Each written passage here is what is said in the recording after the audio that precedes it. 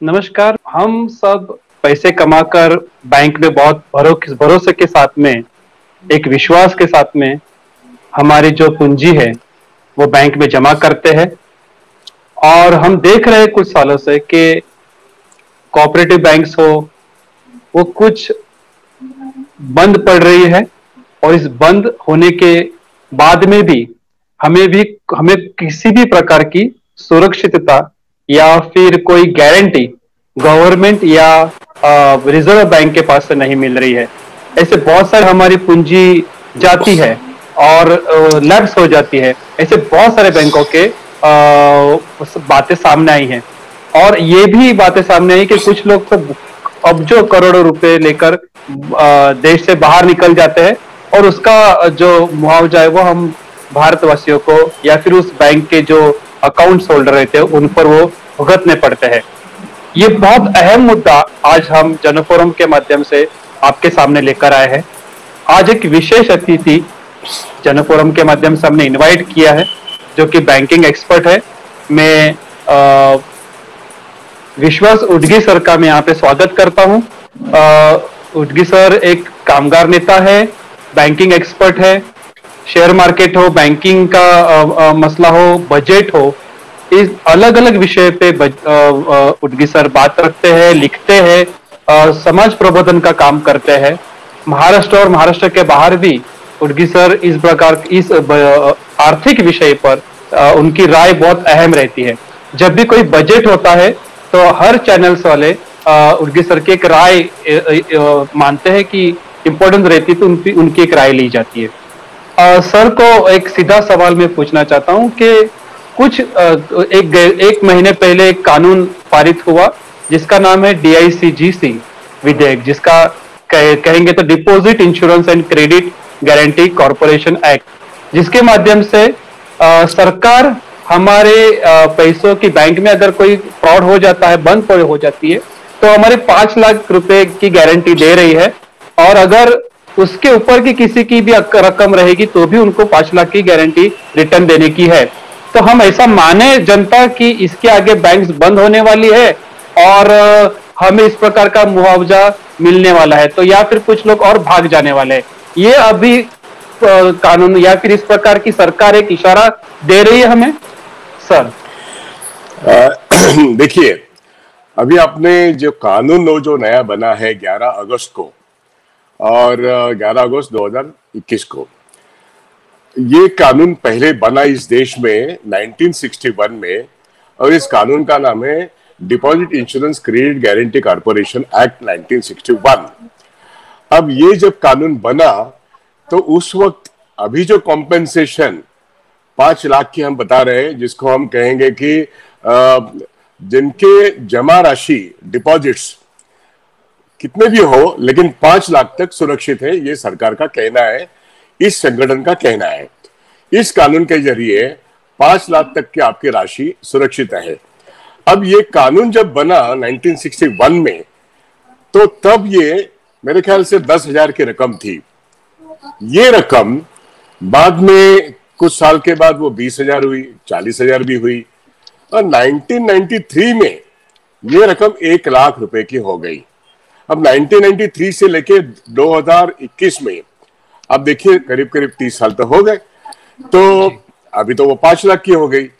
5 लाख की तब हुई जब Punjab and Maharashtra cooperative bank, ये एक 5वें नंबर की कोऑपरेटिव बैंकिंग इंस्टीट्यूशन इस देश की, लुढ़क गई। लुढ़क क्यों गई? क्योंकि वाधवा ग्रुप जो है, HDAL या आपका DHFL या ILFS, ये लोग वाधवा ग्रुप से जुड़े थे और ये लोगों का कंट्रोल ये पंजाब एंड महाराष्ट्र बैंक पर था। उनके बोर्ड मेंबर्स भी वहां पे थे। तो एक ही बैंक से उन्होंने 70% कर्जा उठाया और वो फ्रॉडुलेंटली उठाया, इसलिए वो बैंक लुढ़क गई। रिजर्व बैंक ऑफ इंडिया ने इस पंजाब एंड महाराष्ट्र बैंक को सेक्शन 35 के अंडर एक एडमिनिस्ट्रेटर बिठा के वहां पे पहली पाबंदी लगा दी। लोगों ने बहुत हल्ला गुल्ला किया। वो हल्ला गुल्ला इतना बहुत बड़ा था क्योंकि इलेक्शन का जमाना था, 2019 का बात है ये, सितंबर 2019। तो हर रोज आंदोलन होता था। मैं उस आंदोलन में एक अगुवा करता था। I was one of the leader of the depositors association. बात यह है कि उस वक्त 5,000 या 10,000 जो विड्रॉ करने को मिलते थे, कभी भी कोई बैंक सेक्शन 35 के अंदर आती है, आरबीआई अपना प्रशासक उस बैंक के ऊपर बिठाता है और ऐलान करता है कि किसी भी डिपॉजिटर को 5,000 या 10,000 से ज्यादा विड्रॉ नहीं करने को मिलेगा, और जब तक ये सेक्शन 35 है तब तक आप राशि कोई भी विड्रॉ नहीं कर सकते हो। तब ये आंदोलन हुआ और उस आंदोलन का जोर इतना था कि पहले आरबीआई को एक 15,000 की राशि डिक्लेयर की, बाद में 35,000 डिक्लेयर करनी पड़ी, उसके बाद 50,000 की डिक्लेयर करनी पड़ी, और उसके बाद 70,000 की डिक्लेयर करनी पड़ी, और बाद में 1,00,000 रुपए तक वो आप विड्रॉ कर सकते हैं, ये उनको ऐलान करना पड़ा। ये आंदोलन का परिणाम था। तो 1,00,000 रुपए तक लोगों ने अपने पैसे तो पंजाब एंड महाराष्ट्र से विड्रॉ कर लिए, निकाल लिए, लेकिन वहां पर करीब करीब जैसा मैं जानता हूं कि 19,000 करोड़ की वो बैंक है, उसका बैंक का बैलेंस शीट बताता है 19,000 करोड़, उसमें से करीब करीब 13,000 करोड़ से ज्यादा जमा राशियां उस बैंक में थी। उसमें से अगर 1,00,000 रुपए तक जिनके पैसे थे उनको विड्रॉ करने को मिले, फिर भी बहुत सारा जिनका पैसा था, जिनका करोड़ था, 1.5 करोड़ था, 2 करोड़ था, वहां पे स्कूल, हॉस्पिटल, बड़ी बड़ी संस्थाएं, हिंदू हो या सिख हो या मुसलमान हो, बहुत बड़े पैमाने पे वहां पे सिख और पंजाबी लोगों के खाते थे। बंबई और दिल्ली में उनके शाखाओं में उनका ज्यादा पैसा था, इसलिए सारे गुरुद्वारा इस लड़ाई में आगे थे। इसलिए आवाज जो बढ़ गई, तो इसलिए गवर्नमेंट ऑफ इंडिया को इलेक्शन का दौरान में ये डिक्लेयर करना पड़ा कि एक तो 1,00,000 तक की राशि उनको विड्रॉ करने को दे दी, लेकिन उसके बाद बैंक बंद होती है या चालू होती है, जब गवर्नमेंट को यह मालूम पड़ा कि यह बैंक चालू करना मुश्किल है क्योंकि 70% लोन वाधवा ने लिया है, वो वापस नहीं आ सकता है, तो फिर उस बैंक का परिवर्तन, रिजोल्यूशन किस ढंग से हो, इसके बारे में आरबीआई ने खुद को, वो बैंकिंग रेगुलेटर है तो उसके पास सुपरविजन स्टेट के पास है, इसलिए स्टेट के पास सुपरविजन नहीं है, इसलिए आरबीआई कुछ नहीं कर सकता। जब तक सुपरविजन मेरे पास, मतलब आरबीआई पास नहीं आता, तब तक हम कुछ नहीं कर सकते, ये उन्होंने, आरबीआई ने कहा। और बाद में दूसरा ऐलान किया कि देखिए गवर्नमेंट ऑफ इंडिया अभी और डीआईसीसी अभी ये जो इंश्योरेंस प्लान जो है इसको 5 लाख तक देगी। मतलब बैंक बंद होने के बाद, उसका लिक्विडेशन पूरा होने के बाद लोगों को लिक्विडेशन के प्रोसेस में से 5 लाख मिलेंगे, ये उसका मतलब होता है। फिर भी आंदोलन कम नहीं हुआ, आंदोलन बढ़ते गया। अब ये आंदोलन आज भी जारी है पंजाब एंड महाराष्ट्र के लोगों का, क्योंकि वहां पर सवाल 5 लाख या 5 लाख के नीचे या ऊपर का नहीं है। गवर्नमेंट ऑफ इंडिया के फाइनेंस मिनिस्टर ने डिक्लेयर किया, आरबीआई के गवर्नर ने डिक्लेयर किया कि हम आपको 5 लाख तक की राशि देंगे, लेकिन लोगों को यह मालूम नहीं है ये 5 लाख की राशि कब मिलती है। मैं आपको बता दूं, जब डीआईसीसी एक्ट 1961 आया, तब से लेके लिक्विडेशन प्रोसेस में जो बैंक आती है, उसको लिक्विडेशन के बाद वाली बात, जो पैसा जमा होता है सारी चीजें बेचकर, उसमें से डिपॉजिटर को 10,000 मिले, 20,000 मिले। 1993 में बैंक ऑफ करोड़ का लिक्विडेशन हुआ और डॉक्टर मनमोहन सिंह ने वो 1,00,000 का कानून बनाया। उसके बाद अभी ये 2019 में गवर्नमेंट ऑफ इंडिया ने अनाउंस किया, आरबीआई के गवर्नर ने अनाउंस किया कि हम 5 लाख तक देंगे, लेकिन उसका कानून कब बना? कानून बना 11 अगस्त 2021 को, और इस कानून में यह लिखा है कि लिक्विडेशन पूरा होने के बाद पैसा नहीं मिलेगा, लिक्विडेशन के पहले पैसा मिलेगा। इसके लिए 2 साल का जो आंदोलन चला, इसका एक फायदा यह हुआ कि हाँ, लिक्विडेशन के पहले आपको 5 लाख मिलेगा, ये उसमें 90 दिन में मिलेगा, इसमें यह लिखा है। तो इसका मतलब यह होता है कि पंजाब एंड महाराष्ट्र बैंक जैसे 44 जो अर्बन कोऑपरेटिव बैंक है, जो मल्टी स्टेट कोऑपरेटिव बैंक है, जहां पे आरबीआई ने सेक्शन 35 के अंडर एक, जिसको कहते हैं एडमिनिस्ट्रेटर, वहां पे बिठाया है। तो क्या ये सारे 44 बैंक बंद हो जाएंगे? ये पहला सवाल है। आपको बता दूं, कि 44 बैंकों में से सीकेपी कोऑपरेटिव बैंक और Madgaon Mapusa urban cooperative bank, इनका नंबर 1 और 2 था, वो लॉकडाउन डिक्लेयर हुआ 2020 में 24 मार्च को। उसी वक्त, उसी महीने में Mapusa urban cooperative bank loss the licence.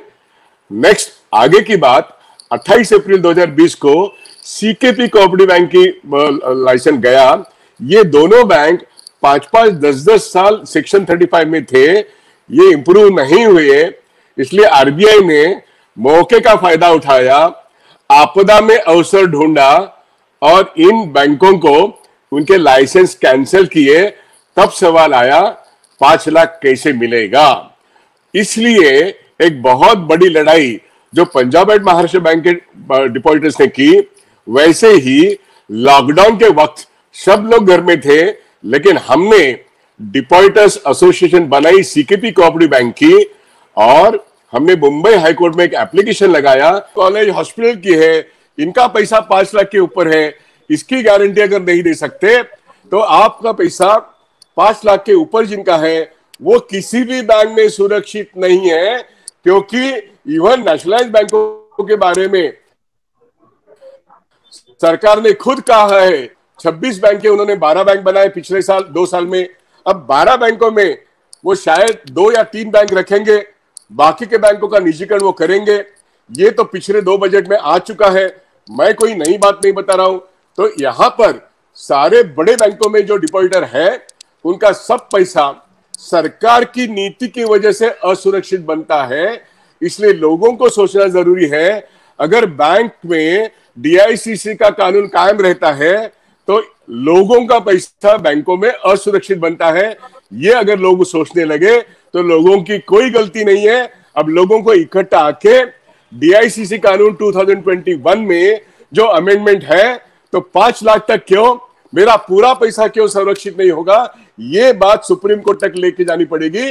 और सारे विपक्षी दल, सारे राजनीतिक विपक्षी दल जो पार्लियामेंट में बैठते हैं, उनको हम आह्वान करते हैं, सारे मजदूर संगठन, सारे सेवाभावी संगठन, हम सबका आह्वान करते हैं, भाई जनता का पैसा असुरक्षित है बैंकों में, कानून जो बना है वो आर्बिट्ररी है। मैं अगर 10 लाख बैंक में मेरे हैं तो 5 लाख सुरक्षित है, 5 लाख असुरक्षित है, ये कैसा कानून है। इसलिए डीआईसीसी एक्ट 2021 को पूरी तरह से अमेंड करके 100% पैसा सुरक्षित रहना चाहिए। इसलिए जो कानून बना है उसमें जो इंश्योरेंस प्रीमियम है वो 100 रुपए का 10 पैसे था, वो 12 पैसे हो गया। मेरा ये कहना है 100% सुरक्षा के लिए जो आपको करना है वो करो, लेकिन जमा करने वाला जो डिपॉजिटर है वो किसी भी बैंक का हो, उसका सब पैसा, पूरा पैसा सुरक्षित रहना चाहिए। और पंजाब एंड महाराष्ट्र के बारे में आज मुझे ये कहना पड़ेगा कि वो बैंक बेची जा रही है और बेचने के वक्त लेने वाला 40% पैसा कम देने वाला है, ऐसा डील आरबीआई करने जा रहा है। इसको रिजोल्यूशन अगर कोई कहता है तो ये सबसे बड़ा स्कैम है। बहुत ही बड़ा खुलासा आप कर रहे हैं सर। यहाँ पर जो एक मराठी में कहावत है कि कुंपण शेत खाते, जिस प्रकार से रिजर्व बैंक अगर इस प्रकार से करने लगे, क्योंकि उससे कोई जवाब देने वाला, पूछने वाला नहीं है, वो जवाबदेही बने, ऐसी अपनी कोशिश चल रही है। आपका संघर्ष हम देख रहे हैं कि जो आपने रिट पिटीशन हाईकोर्ट में दर्ज किया और उसके बाद में जो लोगों को पैसा आपने दिलवाया है, ये बहुत बड़ा काम कर रहे हो। और ये एक तरह से देखेंगे तो सरकार के खिलाफ आप संघर्ष कर रहे हैं। इसका हम बहुत आपका ये करते, अभिनंदन करते हैं। और आगे एक आखिरी सवाल मैं पूछना चाहता हूं कि सर, अगर 5 लाख आप जो कह रहे हैं कि 5 लाख के ऊपर के लोग हैं, उनको तो हवा में छोड़ दिया कि उनकी कोई गारंटी सरकार नहीं ले रही है, और रिजर्व बैंक जो ऊपर के लोग हैं वो तो फिर लोग, ऐसी स्थिति होगी क्या कि जिसके पास ज्यादा 5 लाख के ऊपर है वो फिर वो ब्लैक मनी रखेगा या फिर बैंक पे डिपॉजिट ही नहीं करेगा, वो दिखाएगा ही नहीं, शो नहीं करेगा। इस प्रकार की स्थिति हो सकती है क्या? इसके कुछ एडवर्स इफेक्ट भी हो सकते हैं क्या? वो एक आखिरी सवाल, और आपको कुछ ऐड करना है सर। देखिए, बैंकों में जिसका पैसा है वो सभी सफेद पैसा है। बैंकों में जिनका पैसा होता है वो सफेद पैसा होता है। अब सरकार अगर कानून करके कहती है कि बैंक डूबने के वक्त या डूबती है तो आपका 5 लाख सुरक्षित रहेगा। इसका मतलब 5 लाख का ऊपर का पूरा पैसा सरकार ही कहती कि वो असुरक्षित है। और सरकार जी मतलब केंद्र सरकार और रिजर्व बैंक ऑफ इंडिया जो बैंकर्स बैंक है, रेगुलेटर, रेगुलेटर जी को उसकी जो सब्सिडरी कंपनी है उसका नाम है deposit insurance credit guarantee corporation, DICC. वो एक्ट है 1961 का, जिसको अमेंडमेंट करके आर्बिट्ररीली अमेंडमेंट किया। 10,000 का 1961 में था, वो 2021 में 5 लाख हुआ। मेरा सवाल यह है, कानून को अमेंड करते वक्त 100% गारंटी क्यों नहीं कर सकता सरकार, जैसा वो लाइफ इंश्योरेंस कॉर्पोरेशन की पॉलिसी को इस देश की जो डॉक्टर बाबा साहेब अम्बेडकर ने घटना बनाई है, संविधान बनाया है, उस संविधान के तहत डॉक्टर चिंतामण राव देशमुख ने जब कानून बनाया 1956 में, एलआईसी एक्ट 1956, तब एलआईसी के पॉलिसी होल्डर को 100% सॉवरिन गारंटी है। अगर एलआईसी पॉलिसी होल्डर को इस देश का कानून सॉवरिन गारंटी देता है, संविधान की सुरक्षा देता है, तो बैंक का डिपॉजिटर, चाहे वो नेशनलाइज बैंक हो चाहे कोऑपरेटिव का हो, उसको कॉन्स्टिट्यूशनल गारंटी इस देश की आरबीआई और सरकार क्यों नहीं दे सकती? क्योंकि इस देश की सरकार और आरबीआई बैंकों को डूबने से बचा नहीं पा रही है, वो उनको डूबने के लिए रास्ता दिखा रही है। वो बोल रही कि जो कोऑपरेटिव बैंक्स हैं उनको हम प्राइवेट बना सकते हैं, उनको माइक्रो फाइनेंस बैंक्स बना सकते हैं, उनको नॉन बैंकिंग फाइनेंसिंग कंपनी का या स्मॉल फाइनेंस बैंक का लाइसेंस दे सकते हैं। इसका मतलब ये है कोऑपरेटिव क्षेत्र में से कोई भी कोऑपरेटिव बैंक वो उखाड़ के फेंकेंगे और उसको स्मॉल फाइनेंस बैंक का लाइसेंस देंगे। इसका मतलब कोऑपरेटिव बैंकों में तो अभी तो प्रूव हो गया है कि लोगों का पैसा असुरक्षित हो गया है।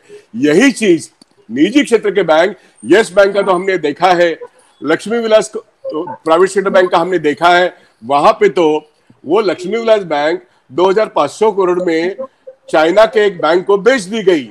उस बैंक का बैलेंस शीट था 45,000 करोड़। इस ढंग से अगर इस देश की आरबीआई निजी क्षेत्र के बैंकों के बारे में एक उनका पहल है, मान लो आईडीबीआई बैंक को अभी वो बेच रहे हैं, तो आईडीबीआई बैंक के जो लोग हैं, मतलब डिपॉजिटर, उनके लिए क्या सुरक्षा है?